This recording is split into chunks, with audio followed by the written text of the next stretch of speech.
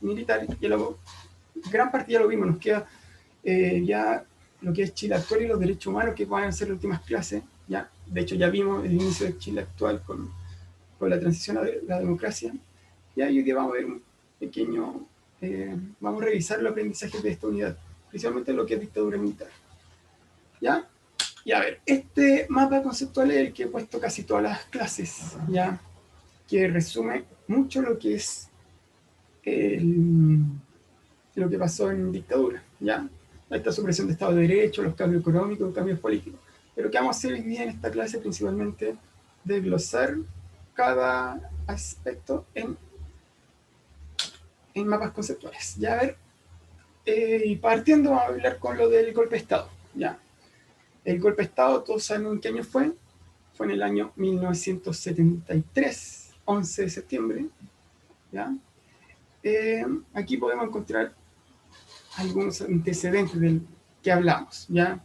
Y podemos ver que yo lo dividí en dos, que sería la década de los 60 y el gobierno de Allende, ¿ya? En la década de los 60, como antecedente, ya teníamos una polarización, ¿ya?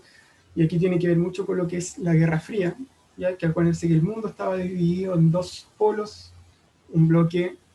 ¿De qué bloque era un bloque de la Guerra Fría? ¿Me pueden decir ustedes o no? Un bloque de la Guerra Fría era ¿de qué sector? ¿Se acuerdan o no? En chat, algo que puedan hablar ustedes. Ya, existía un bloque comunista y el bloque que era liderado por la Unión Soviética y el bloque capitalista que era liderado por Estados Unidos, podríamos decir, ya que está en constante conflicto ya en la Guerra Fría, nunca atacándose directamente, pero sí peleando en otros sectores, y uno de estos era Latinoamérica. Ya en el caso de Chile existían tres bloques políticos, ya los sectores de izquierda, ya los sectores de una derecha conservadora y un poco de derecha, ¿ya? Y el sector de centro, que estaba en la democracia cristiana, que se conoce como la DC. Y entre el año 60, especialmente del 58 al 73, los tres bloques estuvieron en el gobierno, ¿ya?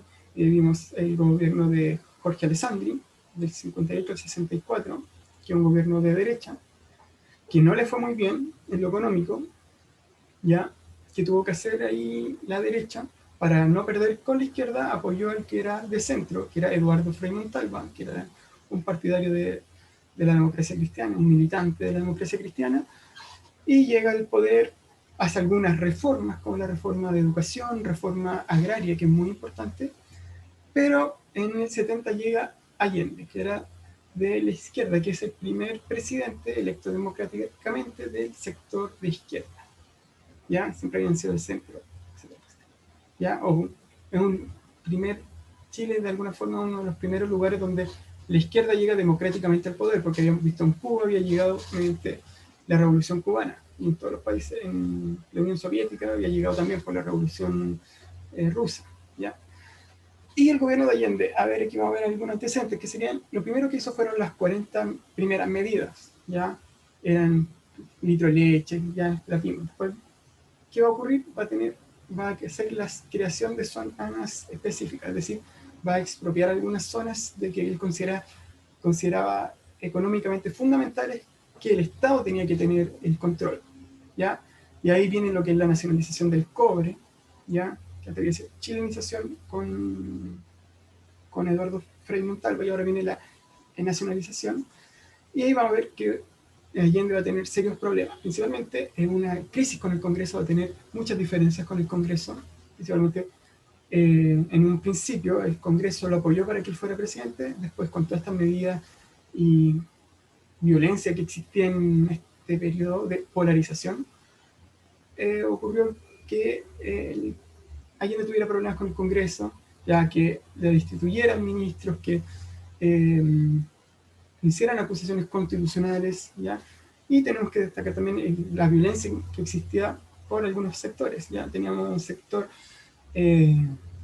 violento de extrema derecha, que era el sector de Patria y Libertad, y estaba el sector del MIR, que era un grupo armado de izquierda, ya que de alguna forma también intentaron hacer un autogolpe en algún momento, ¿ya?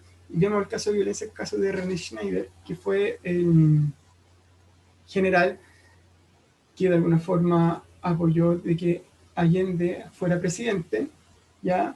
O que el que tenía que dar el apoyo, que finalmente fue asesinado por un grupo de extrema derecha, que quería hacerlo ver como que había sido un grupo de izquierda que lo había matado, pero supo que fue un grupo de extrema derecha, el Patria y Libertad, que le hicieron un atentado en el auto. Ya muere René Schneider, lo van a reemplazar, y van a haber muchos casos de eh, intentos de golpe de Estado por causa de los militares, como fue el tanquetazo donde Augusto Pinochet defiende de alguna forma Salvador Allende. Después viene el general Prat, que va a seguir apoyando lo que es Salvador Allende hasta que finalmente ocurre lo que es el golpe de Estado, ya el 11 de septiembre de 1973, que fue organizado por las Fuerzas Armadas y de Orden, ¿ya? Con intervención de Estados Unidos, principalmente de la CIA, que apoyó a este golpe de Estado, porque claramente Salvador Allende era del sector de izquierda, ¿ya? Y aquí vemos que la Junta Militar, después del golpe, el gobierno es reemplazado por una Junta Militar, ¿ya? Donde está Augusto Pinochet, ¿ya?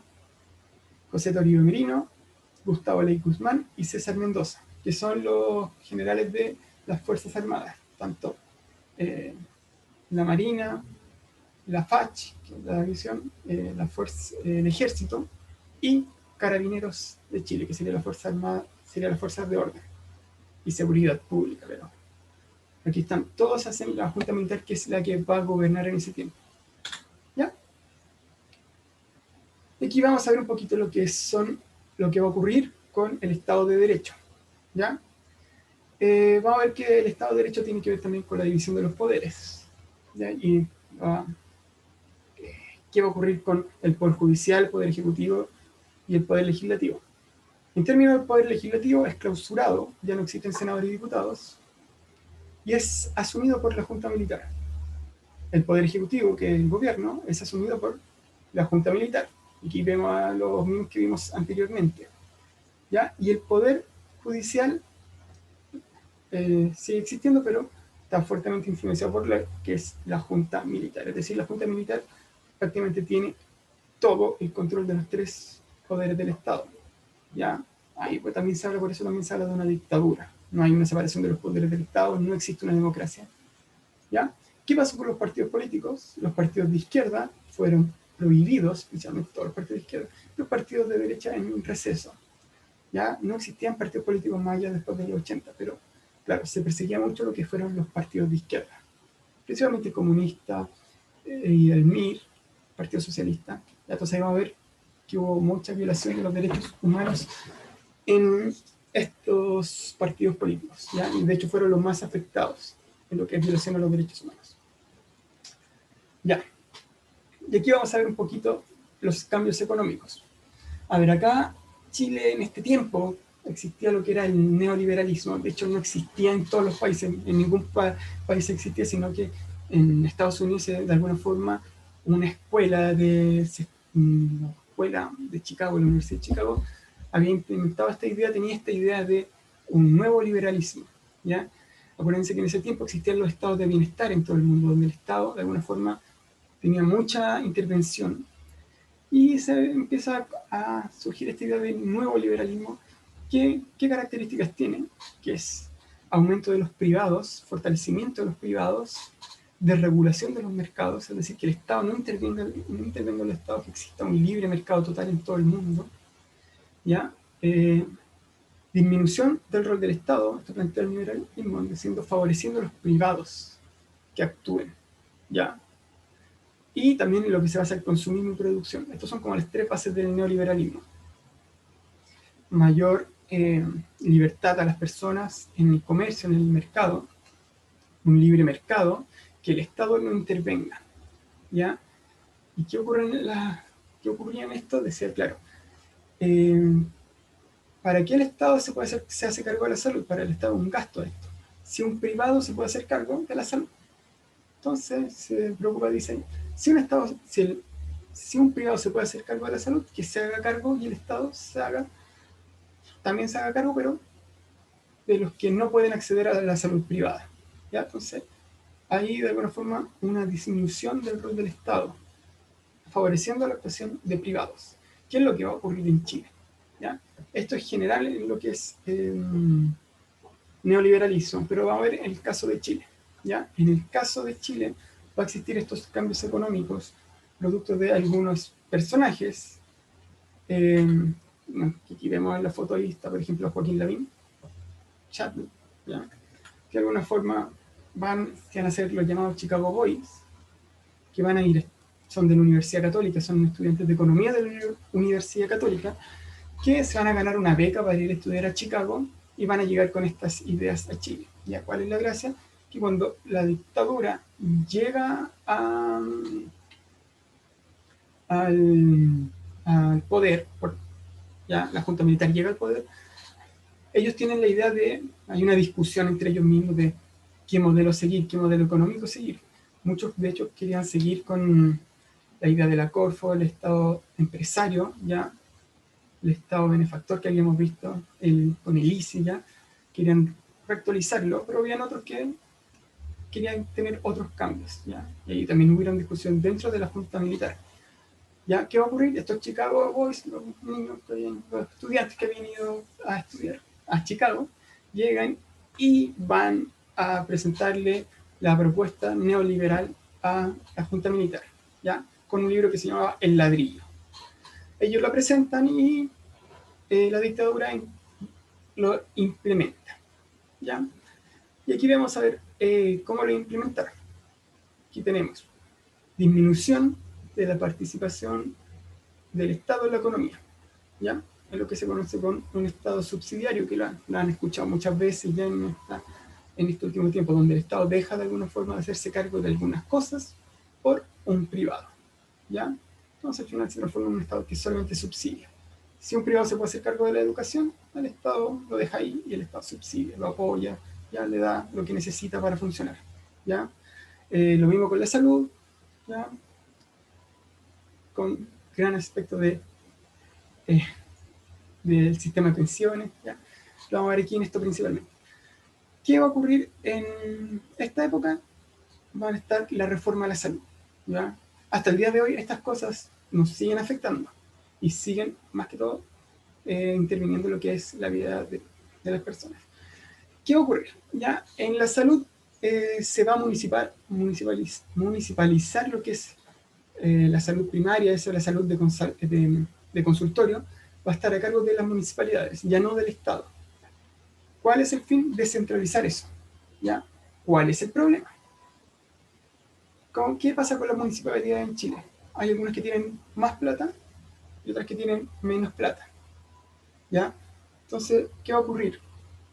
Las municipalidades que tienen menos plata, ¿pueden de alguna forma sustentar un consultorio? ¿Sí o no?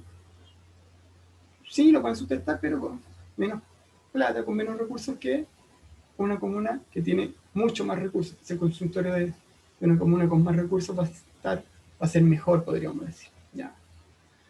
Eso es un problema que tienen, o si lo quieren ver como un problema, algunos lo ven como algo beneficioso porque tienen más autonomía los consultorios, ¿ya?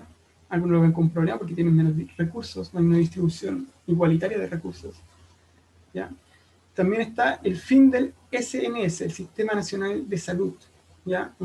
Chile tenía un Sistema Nacional de Salud que había funcionado relativamente bien en los años, sobre todo Allende, porque Allende había hecho una buena política, ¿ya?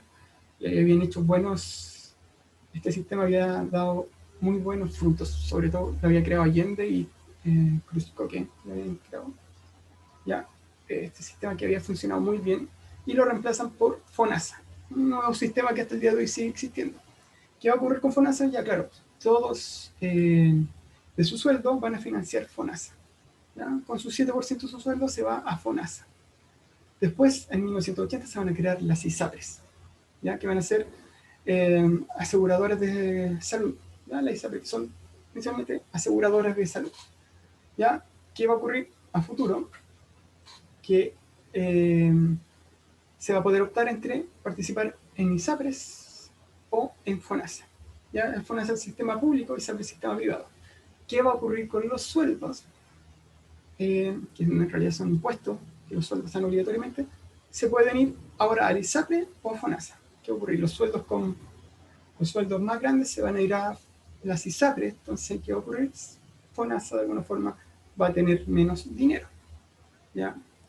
Y claro, con menos dinero y atiende a más gente, funciona un poquito peor FONASA. La ISAPRE cobran planes que pueden ser financiados con el 7% del sueldo, entonces muchas veces los sueldos más altos se van a las ISAPRES, ¿ya? Y de alguna forma atienden a menos gente. Entonces ya no existe esta idea de que colaborativa, de que todos aportan a la salud pública, sino que el que puede ir a FONASA o ISAPRE y ahí ve el impuesto que le sacan del sueldo prácticamente, se va a una institución privada o se va a una institución pública, donde se financian todos, que es FONASA y la ISAPRE. Por eso muchas veces FONASA no tiene muchos recursos. ¿Ya? También van a haber una reforma al trabajo, ¿ya? Que de alguna forma esto es lo principal, es que el Estado deja de ser mediador entre los trabajadores y el empleador. ¿Ya? Antes había sido un mediador donde había resuelto los conflictos que existían, entonces ahora queda más a la labor de el trabajador individual. ¿Ya? También como que los sindicatos pierden importancia, entonces la idea es que ya no se puede negociar tanto en grupo de trabajadores, sino que el trabajador tiene que negociar solamente con el empleador, que el empleador siempre va a tener más poder en ese sentido. Entonces ahí hay una individualización del trabajo, ya se acaba esta colectividad de los trabajadores, sino que se individualiza. ¿Ya? El Estado tampoco tiene tanta participación en la relación de ellos dos. ¿Ya? Hay una individualización. ¿Qué va a ocurrir también? Reformas de pensiones. ¿Ya? Y aquí el problema que hasta el día de hoy sigue siendo tema. Se crean las AFP. ¿Ya? Antes existía algo que era un fondo común, donde después el Estado repartía dependiendo de las profesiones, ¿ya? Que iban viendo. Ahora va a ser un sistema de capitalización individual. Cada uno le va a entregar el 10% a una administradora de fondos de pensiones, y esa administradora de fondos de pensiones va a tomar tu plata y la va a administrar como él quiera. Ya va a tener leyes que van a decir que no van a poder intervenir no van a poder invertir en ellas mismas, pero igual lo hacen.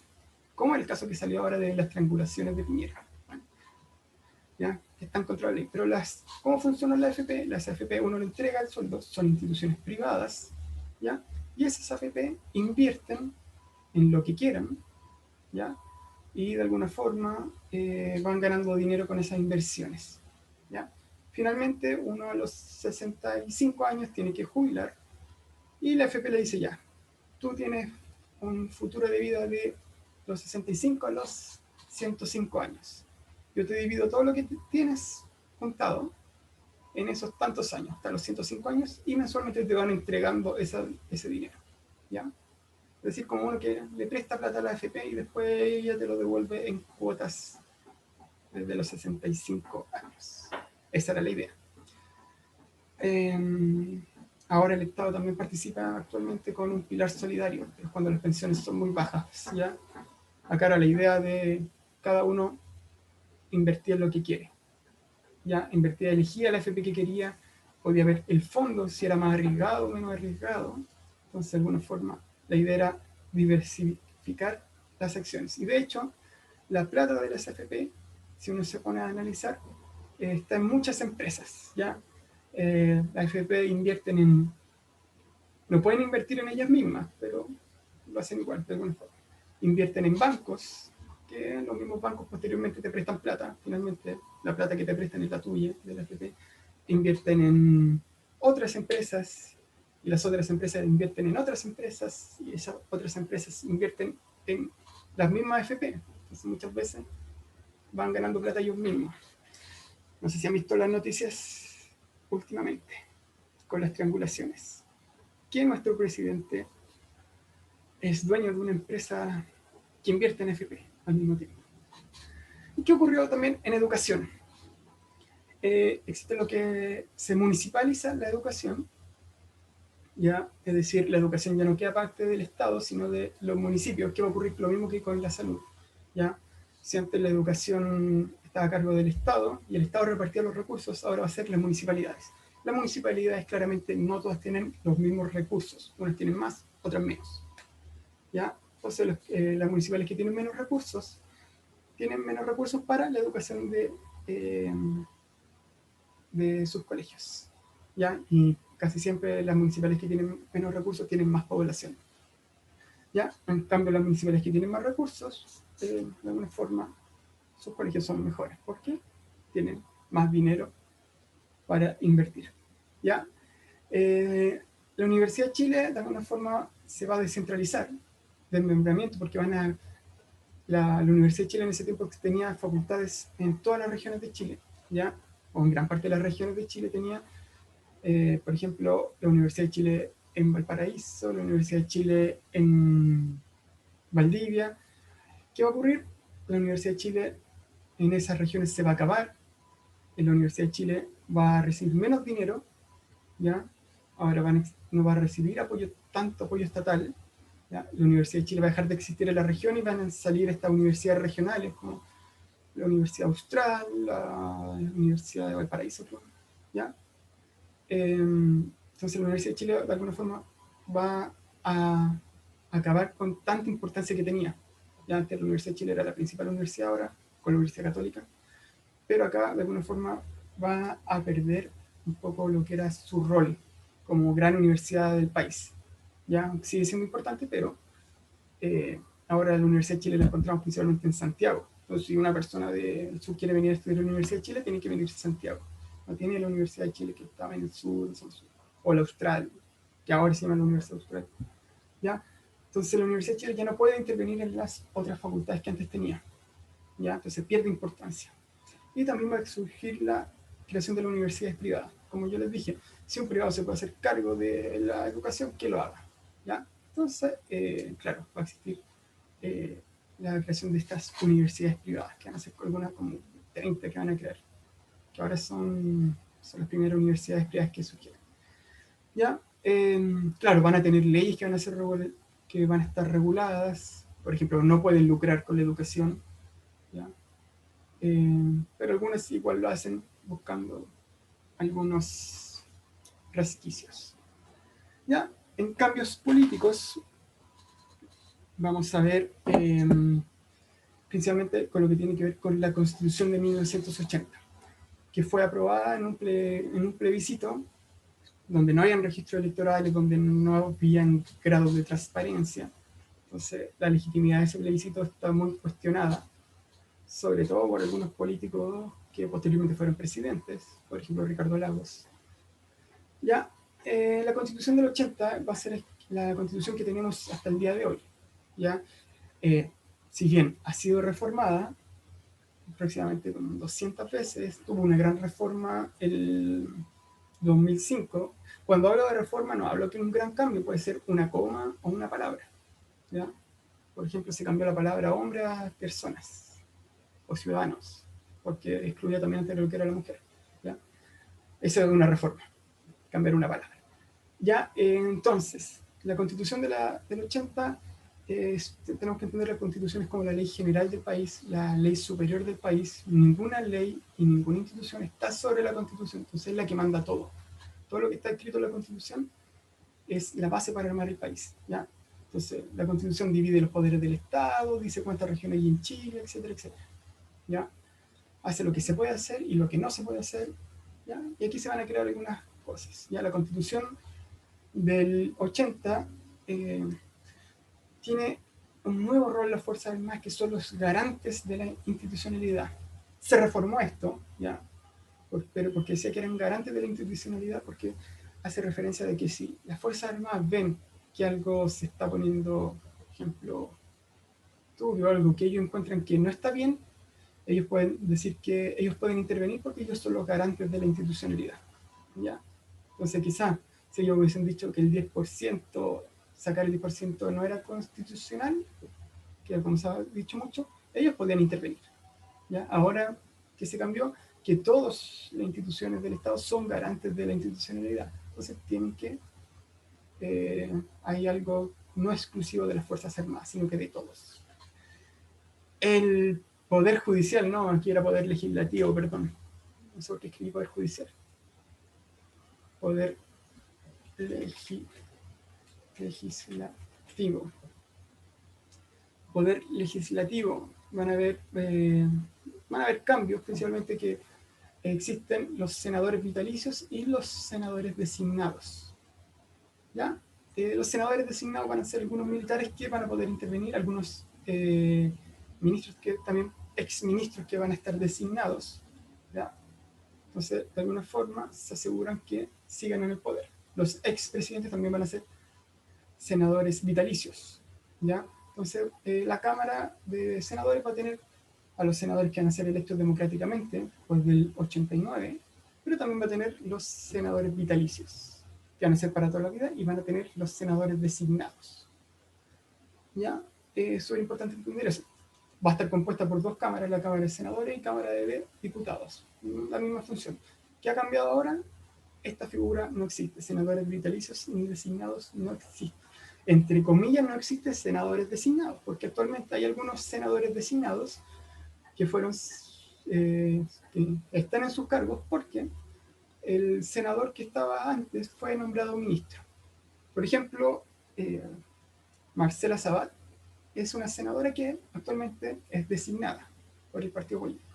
Ella era diputada, tuvo que abandonar ser diputada y el partido político la designó a senadora en reemplazo de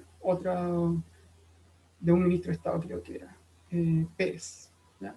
Claro, y el puesto que dejó la diputada Sabat es reemplazado por un diputado que es designado por el partido político. Entonces siguen existiendo de esa forma. ¿Ya? Por otro lado, se creó el Tribunal Constitucional, o el TC, que muchas veces, y lo van a escuchar hablar ahora con el retiro del 10%, que es cuando una ley creen que es inconstitucional, los senadores y diputados o presidente pueden recurrir al Tribunal Constitucional para que ellos vean si esto es constitucional o no. El TC muchas veces está formado por personas electas por los presidentes, por personas electas por el Poder Judicial y por senadores y diputados. Entonces muchas veces el electo por los presidentes tiene mucha influencia, como en el caso de ahora, que el presidente del Tribunal Constitucional fue electo por Piñera. ¿Ya? Se crea el Consejo de Seguridad Nacional, ¿ya? Que antes tenía mucho poder, que principalmente estaba compuesto por las Fuerzas Armadas y los presidentes de la Cámara del Parlamento, del Congreso, y el presidente del Poder Judicial. ¿Ya? Que estos podían de alguna forma aconsejar al presidente de alguna forma, pero antes tenían derecho a veto. Ya esto ya no está. Entonces antes eran dos militares que se oponían, podían vetar muchas cosas, entonces eso dejaba mucha influencia en los militares. Se crean las leyes de quórum calificado, que hasta el día de hoy existen, que para hacer reformas constitucionales se necesitan 2/3 de aprobación o 3/5, dependiendo la reforma. Por ejemplo, ayer había una reforma que creo que necesitaba 2/5, no, 2/5, sí. No, perdón, son 2/3, no 2/5, 2/3.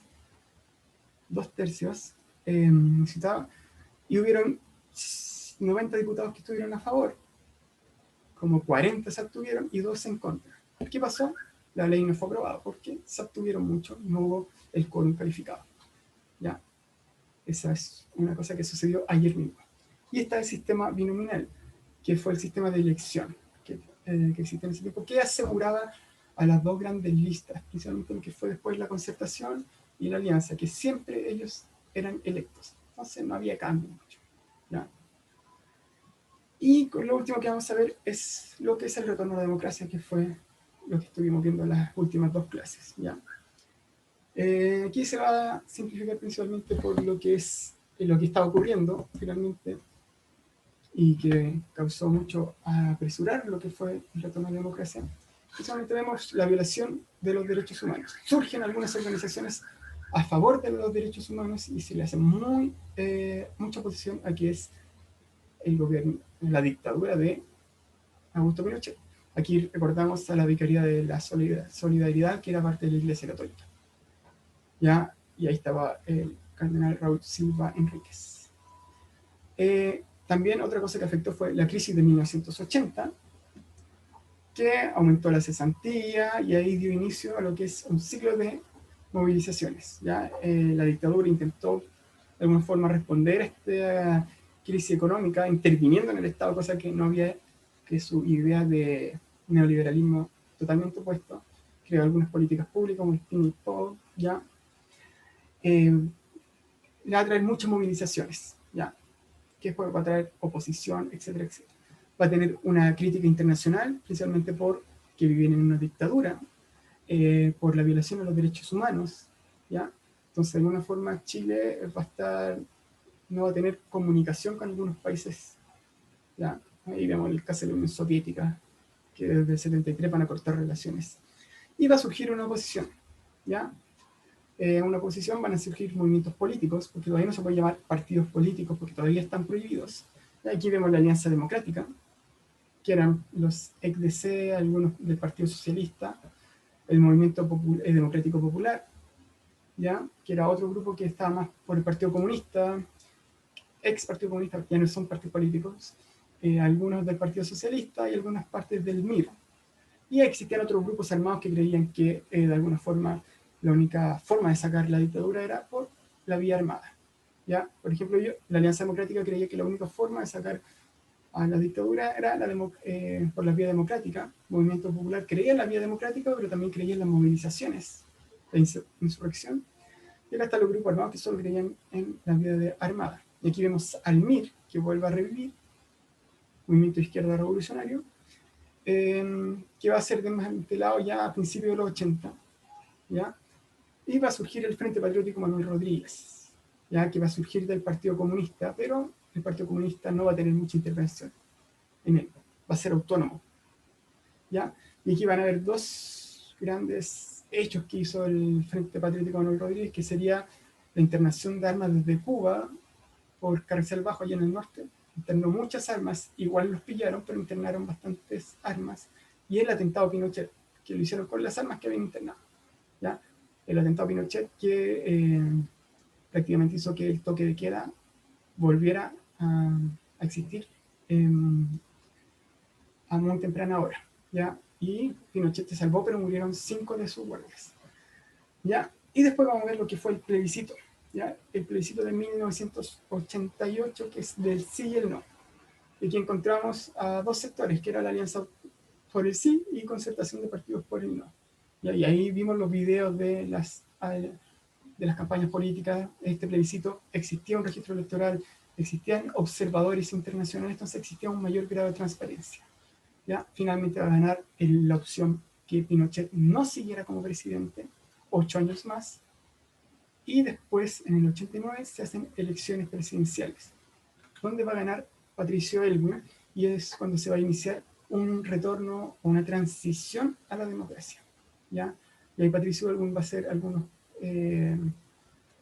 algunos simbolismos, como son los informes de verdad, ¿ya? Que son informes de reconciliación y verdad, como el informe Rettig, ¿ya? Y que posteriormente en Ricardo Lagos iba a estar el informe Pavich, ¿ya? Hasta acá es lo que va a entrar en